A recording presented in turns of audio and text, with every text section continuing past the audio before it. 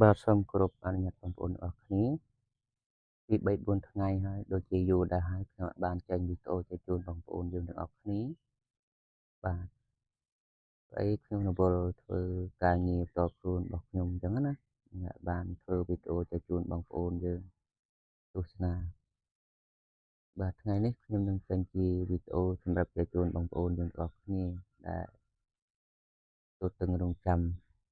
ពីវីដេអូអញ្ចឹងណាបាទថ្ងៃនេះខ្ញុំនឹងមានវីដេអូប្រធានបទមួយសម្រាប់ទៅជូនបងប្អូនយើងទាំងអស់គ្នា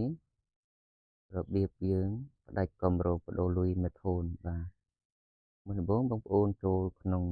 នេះមកកន្លែងយើងចុចលេខរៀលលេខ call នេះមកចុចទៅនេះមួយហើយបងប្អូនចុចផ្កាយ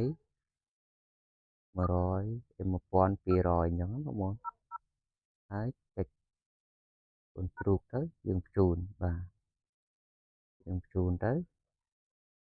ហើយយើងមើលតាមការណែនាំរបស់គេដែលផ្ញើឲ្យយើងមកវិញអញ្ចឹងហើយយើងអាចចុចតាមនឹងបានយើងចង់ផ្ដាច់គម្រោងតាមទូរស័ព្ទដៃឬក៏តាមអនឡាញអីផ្សេងៗអញ្ចឹង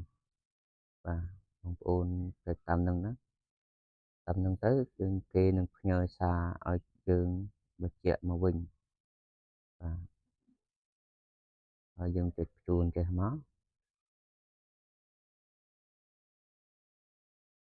ចូលរងចាំបងប្អូនហើយបងប្អូនគេផ្ញើសារមកយើងហើយឲ្យយើងជ្រើសរើសឈ្មោះសេវាកម្មទាំងអស់ពី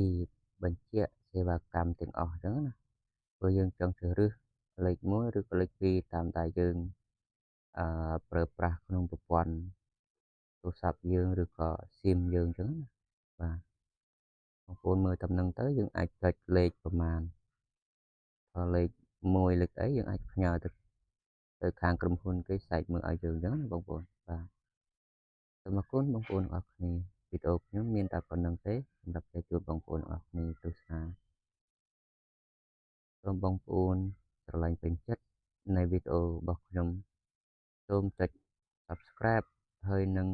Follow Page អ្នកមួយផងណាបងប្អូនអរគុណ